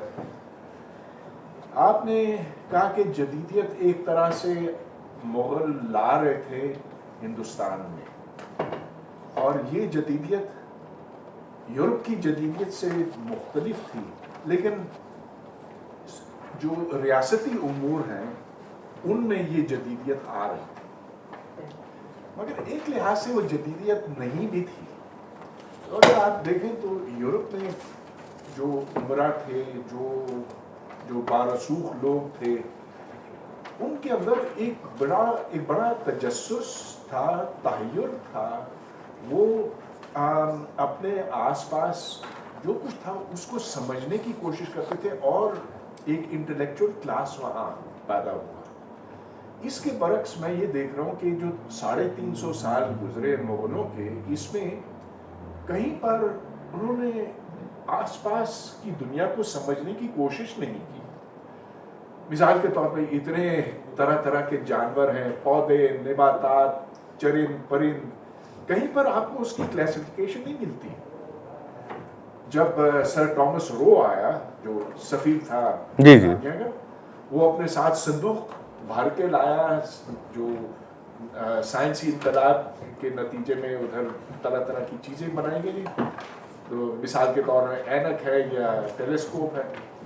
تو وہ انہوں نے کہا کہ یار یہ کیا چیز ہے، ٹھیک ہے خرید لیں گے ہم، ہاں اینک بڑی پیاری چیز ہے، لے لیتے ہیں، کتنے کا ہے. تو یہ اس حد تک، تو اس لحاظ سے فرق ہے. اچھا، آپ نے جو مارکس اور سر سید احمد خان، آپ نے کہا کہ ہم اثر تھے، ہاں تھے، لیکن سر سید مارکسی سوچ کے سخت دشمن تھے. وہ یہ چاہتے بھی نہیں تھے کہ کسی طرح کی برابری ہو. وہ تو کہتے تھے کہ ہم تو شرفاء ہیں، ہم اس ملک کی اشرافیہ ہیں. یہ جو عام لوگ ہیں یہ کیا ہے، یہ تو انسان بھی نہیں ہے. وہ تو بنگالی کو بھی بہت گھٹیا سمجھتے تھے. تو ایک بڑا ان کے اندر یہ سوچ تھی کہ ہم بہتر اور برتر ہیں، یہ جو غریب لوگ ہیں یہ تو کسی چیز کے حقدار نہیں ہیں. تو وہ اسی لیے وہ مارکس کو اگر آمنا سامنا بھی ہوتا نا وہ منہ موڑ کے چلے جاتے. ایسے آئی ایگری، بالکل ایسے ہی. ہاں شاید سمجھاتے ہیں ان کو. ایک بات کی میں تھوڑی سی تصحیح کرنا چاہوں گا. آپ نے کہا کہ سر سید دہلی کالج کے پڑھے ہوئے تھے. نہیں، میں نے یہ نہیں کہا. اچھا، آزاد. اوکے ٹھیک کیونکہ وہ تو کسی اسکول میں نہیں گئے تھے. جی. اچھا، لیکن سر سید بہت پریشان تھے کہ مسلمان اسٹوڈنٹس دلی کالج نہیں جاتے. کیوں نہیں جاتے؟ ادھر صرف ہندو ہی ہیں. تو انہوں نے ایک کمپٹیشن کرائی تھی، بچوں کا مقابلہ کرایا تھا، جس میں ان سے پوچھا گیا کہ یہ انگریز کی تعلیم، سیکولر تعلیم، انگلش کی تعلیم، یہ کیا یہ کوئی معیوب چیز ہے؟ اس کو کس نظر سے دیکھنا چاہیے؟ اور کوئی 40 بچے تھے، اب مجھے یاد نہیں لیکن یہ میں نے کہیں پڑھا تھا، عرصہ ہو گیا. ان میں سے ساروں نے یہ کہا کہ یہ جو انگریز کی تعلیم ہے یہ ہمیں اپنے دین سے ہٹا دیتی ہے، کہ جو انگریز کے اسکولوں میں پڑھے ہوئے ہوتے ہیں وہ بدتمیز ہیں، وہ استادوں کی عزت نہیں کرتے. تو بہتر یہ کہ ہم اپنی روایتی تعلیم ہی لیں، اور اسی میں ہماری بقا ہے، اسی میں ہماری اچھائی ہے. اور یہ وجہ ہے کہ آج مسلمانوں کی یہ حالت ہوئی. جی. اور وہ باقی جدید تعلیم یہ تو کر ہی نہیں تھی. اس میں کوئی شک بھی نہیں. ایک چھوٹی سی بات میں یہ کہنا چاہوں گا کہ شاید جو مغلوں کی یا اکبر کے بارے میں جو یہ کہا گیا کہ وہ شاید ماڈرنزم لا رہے تھے، اس کو میرا خیال ہے ماڈرنزم کے بجائے پلورلزم کہنا زیادہ بہتر ہوگا. کیونکہ اکبر کی جو پالیسی تھی، جو صلح کل کی اور سب سے میل جول رکھنا، اور جو جس کو دین الہی بعد میں کہا گیا، اس نے خود دین الہی کا لفظ ویسے استعمال نہیں کیا تھا، وہ اس کو آئین رہنمونی کہا کرتا تھا، اور وہ بھی اس کا لفظ نہیں تھا، وہ ابو الفضل اور فیضی کا وہ سارا تھا. تو میرا خیال ہے کہ اس کو جدیدیت کے بجائے، جدید سوچ کے بجائے اس کو پلورل یا تکثیریت پسندی کہنا زیادہ بہتر ہوگا. ایک بات. دوسری ایک معمولی سی کریکشن، وہ شاید آپ کی سلپ آف دا ٹنگ تھی، وہ کہنا اس لیے ضروری ہے کہ چونکہ ریکارڈ ہو رہا ہے. وہ نام جو آپ نے کہا اپنا طیب جی بینرجی آپ کے منہ سے نکل گیا، وہ اصل میں تھے بدر الدین طیب جی. ہاں، بدرالدین، وہ بینرجی نہیں تھے، وہ بدر الدین طیب جی تھے، جو کہ تیسرے صدر تھے مسلم لیگ. ٹھیک، بالکل آئی ایگری. اچھا، یہ جو نقطہ نظر ہے ناظر صاحب کہ ہندوستان کی مقامی جدیدیت کا جو مسئلہ ہے جو ڈسکس ہو رہا ہے، یہ دراصل ہمارے ہاں تو ڈسکس نہیں ہوا، لیکن انڈیا کے اندر نیشنلزم کے تحت جو ایک مائنڈ سیٹ بنا اور چیزوں کو وہ انڈیجنس بنیادوں پر سمجھنے اور پرکھنے کی جو کوشش ہوئی اور پوری موومنٹ ہے، تو وہاں پر یہ نقطہ نظر بنانے کی اور سمجھنے کی کوشش کی گئی. تو میں نے ان کا حوالہ دیا کہ ایک یہ رویہ بھی فکری رویہ پایا جاتا ہے سمجھنے کا کہ یہ شاید ایسے ہے. اچھا، میرے جو کمپیریزن آپ نے کیا تھا یورپ کے ساتھ اور ہندوستان کا، اچھا اس میں جو رینیسانس ہوتا ہے تو نشاط ثانیہ وہاں ہے، تو وہاں پہ ایک تو جو پوئٹری ہے، پوئٹری یا جو لٹریچر آپ اس وقت کہہ لیں 1500 میں 1400 میں جو وہاں پہ اٹھتا ہے، تقریباً 1600 ہوتا ہے، وہ ریلیجن اورینٹیڈ ہی تھی، اور ریلیجن اس پہ کافی انفلوئنس رہا ہے، وہ نظر آتا ہے اس پہ. وہ تو پھر بعد میں آپ کا آ جاتا ہے. لیکن جو دوسرا والا ہے کہ وہ اس میں دوسرے آرٹ فارم بھی جو پینٹنگ ہے اس نے بڑی کنٹریبیوٹ کیا ہے، جبکہ ہندوستانی مسلمانوں میں یہ جو آسپیکٹ ہے یہ بہت لیک کر رہا ہے، وہ مذہبی تھاٹس کی وجہ سے ہی ہے. تو آپ کیا سمجھتے ہیں کہ اس نے بھی کافی اس کو ریٹارٹ کیا؟ کیونکہ آپ کچھ چندی شخصیات بنتی ہیں، آپ اس کو کیا تنقید کرنا، لیکن یہ کہ اس آرٹ فارم میں جو آرٹ ہے، جو پینٹنگ ہے، اور تو اس نے کتنا افیکٹ کیا آپ کے، یہ ہائپوتھیٹیکل کوشچن ہے لیکن چونکہ یہ یورپ میں یہاں پہ نہیں، یہاں انہوں نے کافی کنٹریبیوٹ کیا، اور اوپننگ دینے میں وہاں کی اگر آپ جو پینٹنگ کو دیکھیں اس کی ریلیجن تھاٹس کو، میتھولوجی کو لے کے وہ انہوں نے پینٹنگ کی ہے، لیکن وہ کافی اوپننگ دیتا ہے، وہ کافی اوپننگ. یہاں پہ وہ اوپننگ نہیں ملتی، چاہے وہ آپ 1700 سے 1800 میں لے لیں، 1900 میں لے لیں، 20ویں صدی میں بھی لے لیں، وہ اوپننگ مسلمانوں کے ہاں نہیں ملتی. تو کیا یہ آپ نہیں سمجھتے کہ وہ بھی ایک ہے، انڈسٹریلائزیشن تو ایک ایشو ہے ہی ہے، ایگریگیرین بیس کا آپ نے بتا ہی دیا، وہ تو بالکل ٹھیک ہی ہے. تو کیا آپ نہیں سمجھتے کہ یہ جو آرٹ فارم ہے اس نے بھی کوئی اوپننگ نہیں دے سکے؟ کیونکہ اس میں یہ ہے کہ ہمارے ہاں منی ایچر جو ہے نا وہ پاپولر تھا، اور مغل دور کی جو کہہ لیں شناخت بنا پینٹنگ میں وہ منی ایچر ہی تھا. نیچرل سطح پر عمارتوں میں جس طرح یہ تاج محل وغیرہ میں بھی استعمال ہوا کہ وہ پتیاں سی اور پھول سے. دوسرا بادشاہوں کی جو تصویریں بنائی جاتی تھیں یا اس کے دربار کی جو تصویر کشی ہوتی تھی اس میں وہ منی ایچر کی ہی شکلیں. جب یورپ والے یہاں پہ آئے تو پھر بہت بعد میں یہاں پر یہ شروع ہوا پینٹنگ والا جو ہے، یا گورے خود پینٹنگ کرتے تھے، ان کی وائف بھی کرتی تھی پینٹنگ، لیکن یہاں وہ رواج نہیں پا سکی.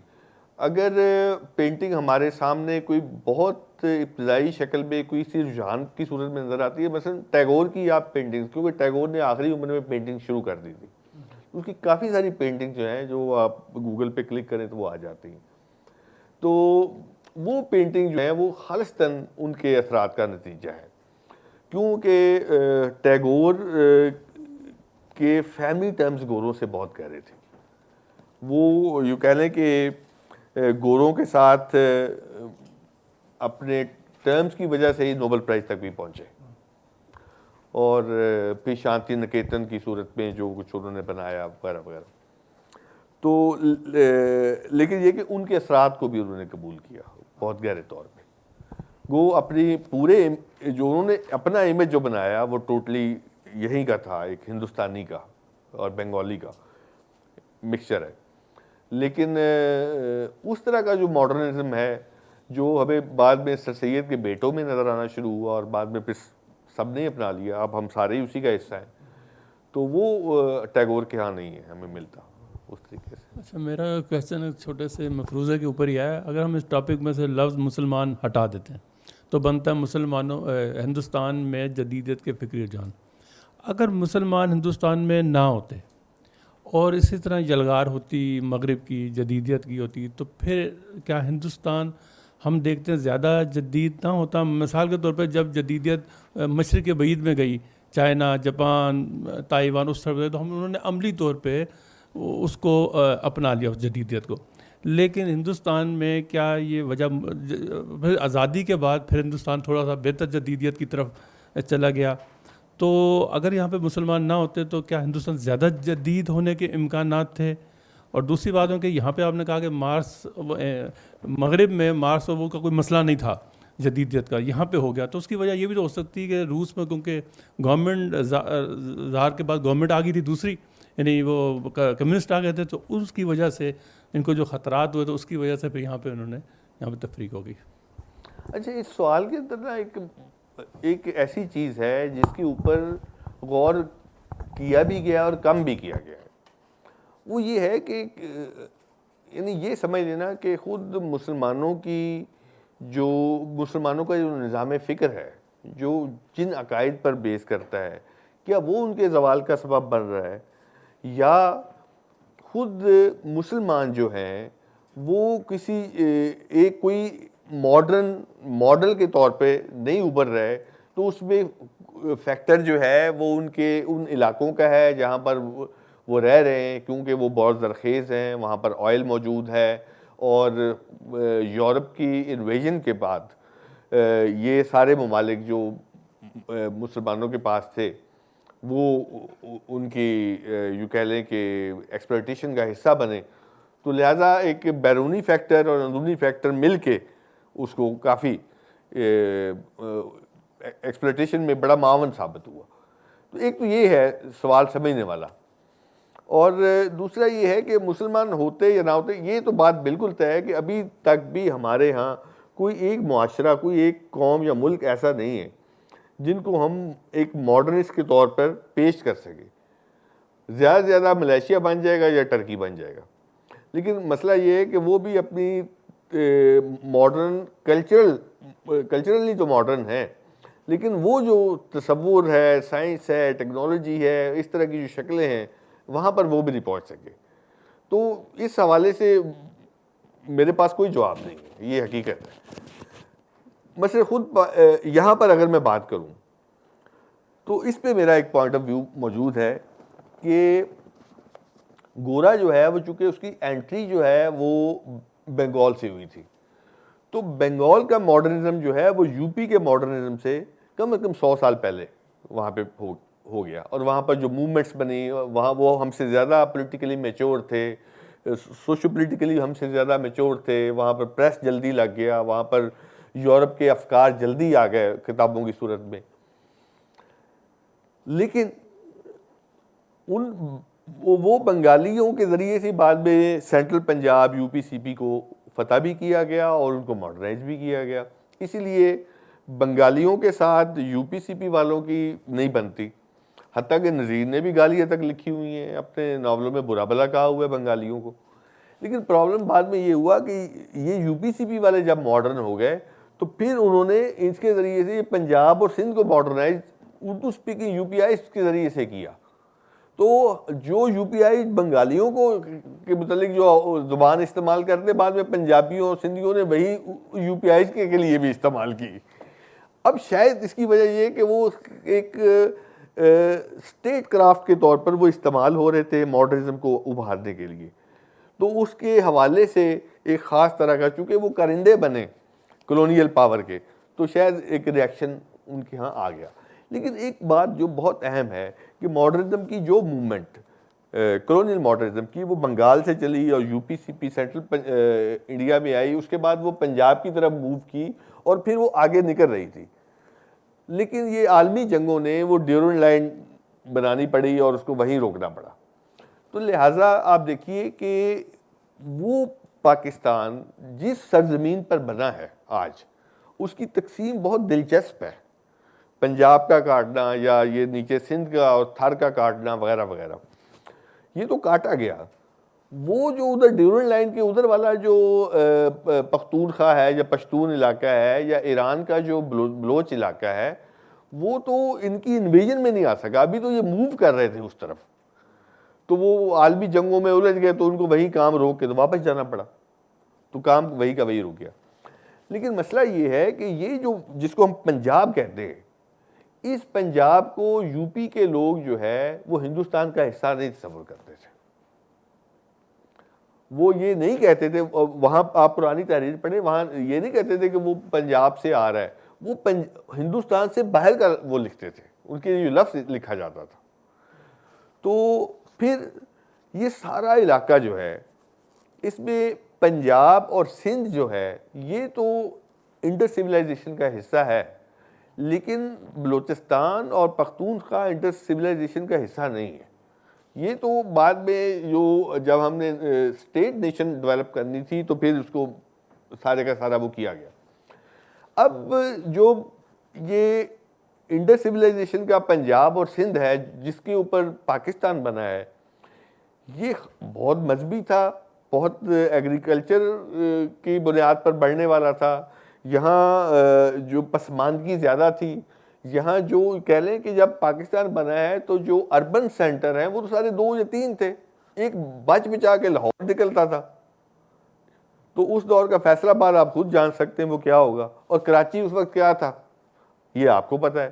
یہ پورے اس فرام گلگت ٹو کراچی صرف لاہور بچتا تھا، اور لاہور بھی اپنے کلچرل حوالے سے وہ یہ جو انڈیا کا شہر ہے، کیا نام ہے اس کا، امرتسر کے دباؤ میں تھا.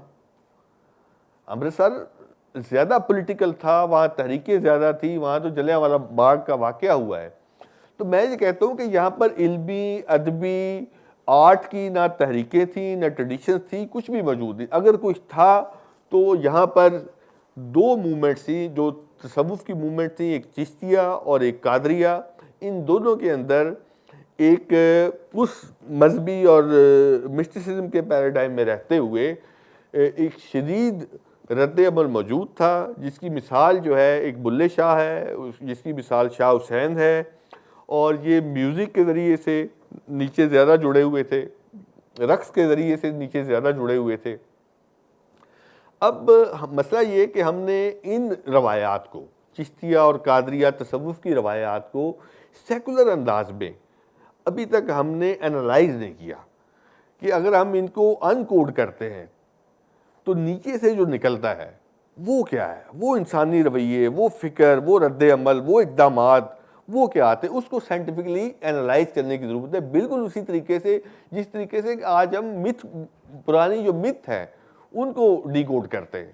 اور اس میں سے جب جیمز فریزر گولڈن بو نکالتا ہے تو ہم ان میں سے کیوں نہیں نکال سکتے؟ تو پرابلم وہی ہے کہ یہ کام بھی ہم نہیں کرنا ہے. تو ہمیں تو ابھی ماڈرن ہوئے تو 100 سال بھی نہیں ہوئے، پنجاب والوں کو، سندھ والوں کو. یہ پرابلم ہے. یہ اتنا اچھا سوال تھا کہ میرا خیال ہے اس پر تھوڑا سا وقت لگایا جائے. اگر آپ مسلمانوں کو اس میں سے کاٹ دیں تو پھر ادھر جدیدیت کیا زیادہ تیزی سے آتی یا زیادہ آہستگی سے؟ دیکھیں، جدیدیت کی تھوڑی سی وضاحت کرنے کی ضرورت ہے کہ اس کا بنیادی کلیہ یہ ہے کہ وقت کے ساتھ ایک معاشرے کے قانون اور ضابطے تبدیل ہو سکتے ہیں کہ انسان خود یہ ضابطے اور قانون بناتا ہے، یہ اوپر سے اترے ہوئے نہیں ہوتے.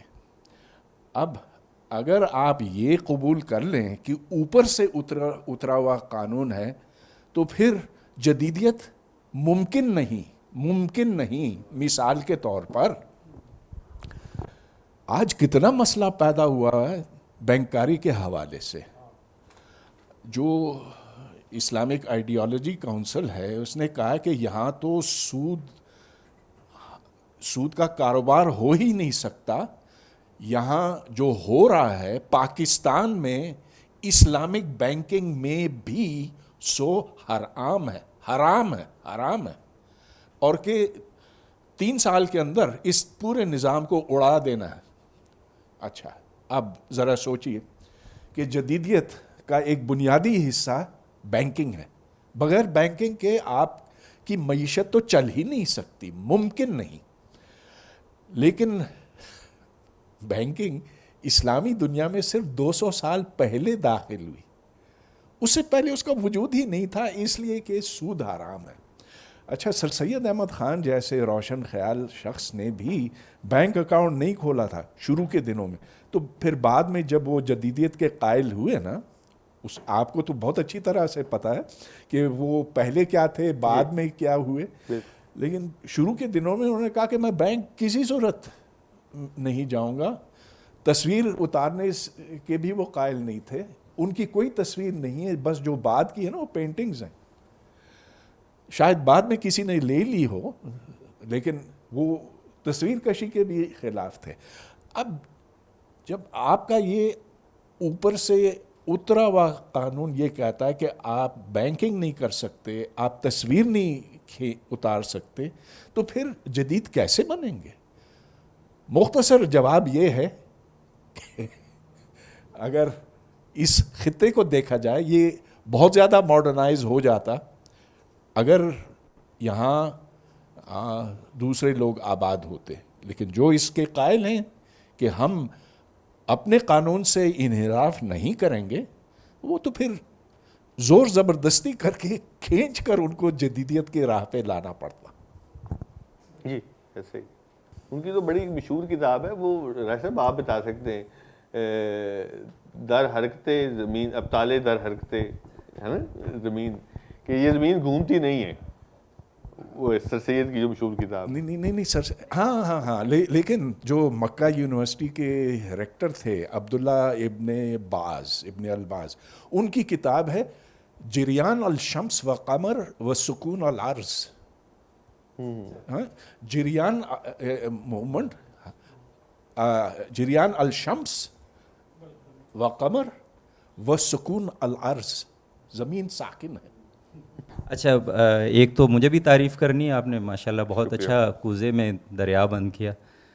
اور ایک دو سوال ہیں، ایک چھوٹا سا کمنٹ بھی ہے. مغلیہ دور سے پہلے میرے خیال میں محمد شاہ تغلق نے مشائخ اور صوفیاء کا جو ایک تسلط تھا اور سیاسی ایک اجارہ داری تھی، اس کو توڑنے کے لیے شاید دلی سے کیپٹل کو شفٹ کرنے کی کوشش بھی کی. تو یہ کوششیں تھیں. اور مغرب میں بھی میرا خیال ہے جو رومن تسلط تھا چرچ کا، اس کو توڑنے کی ایک پولیٹیکل کوششیں بھی تھیں کہ چرچ آف فرانس اور چرچ آف انگلینڈ، کیونکہ سارے ریونیو تو وہ اکٹھا کر کے لے جاتا تھا. تو پولیٹیکلی میرا خیال ہے وہ ایفرٹس بھی کافی تھیں. اس حوالے سے ہماری اور ان کی ایفرٹس میں کافی مماثلت بھی ہے، شاید آپ نے اس کا ذکر نہیں کیا. اچھا، ایک میں سوال پوچھنا چاہ رہا تھا. آپ نے ایک اشارہ کیا کہ ڈپٹی نذیر احمد نے جو ناول لکھے اس پہ ان کو ایوارڈ بھی دیا گیا. تو یہ ایوارڈ کس تنظیم کی طرف سے تھا اور کیا یہ سرکار کی طرف سے تھا اور پیسوں کی صورت میں تھا انعام. اچھا. ہاں، اور حالی نے بھی اس پہ لکھی؟ حالی نے بھی لکھا. یہ برطانیہ کی جو گورنمنٹ تھی ان کی ہاں، طرف یعنی ہندوستان کی برطانوی گورنمنٹ، وائس رائے کی طرف. وائس رائے. چلیے، شکریہ. پھر راشد سلیم صاحب ہیں، ہمارے بڑے اچھے دوست ہیں، بہت پڑھے لکھے ہیں. ہماری چونکہ ان سے گفتگو بہت رہتی ہے ہر موضوع پہ. اچھا سر، میں نے یہ پوچھنا ہے کہ جدیدیت اور مذہب جو ہے اس کو آمنے سامنے کھڑا کیا گیا ہے اور ہمیں لگتا بھی یہی ہے، لیکن مسلمانوں میں تو ایک ایرا پورا ہمیں ملتا ہے جو سائنٹیفک ہے، تو وہاں تو کنٹرڈکشن نہیں ملتی، تو یہاں پھر کیسے آتی ہے یہ کنٹرڈکشن؟ آپ شاید بنو عباس کے عہد کی بات کر رہے ہیں. جو ہمارے مسلم سائنٹسٹ ہیں وہ ہمارے سامنے ہیں، تو وہاں کنٹرڈکشن ہمیں نہیں ملتی مذہب اور سائنس کی. تو یہ بعد میں جو ادھر سے جدیدیت آئی ہے وہ یہاں پر مذہب کے اگینسٹ کیسے ہمیں؟ نہیں، اگر تو آپ بنو عباس کے عہد کے جو جتنے ہیں ان کی بات کر رہے ہیں تو کنٹرڈکشن وہاں بہت شدید ہے. وہ فتوے بھی موجود ہیں ان کے اوپر، اور جوتے مارے گئے، ان کو ذبح کیا گیا، جلاوطن کیا گیا، وہ پوری ایک لسٹ ہے. ہاں، رد عمل موجود ہے بہت شدید. یہ کہ ہمیں چونکہ ہم نے یورپ کے مقابلے میں خود کو ذرا تھوڑا سا کبھی بتانا تھا تو ہم نے آدھا سچ بتایا، آدھا نہیں بتایا. ابن رشد تو بیچارے کو وہ تو جلاوطن کیا گیا اور مرے ہی باہر جا کے، اور اس طرح کئی کافی لوگ ہیں. تھینک یو ویری مچ جناب، بہت شکریہ.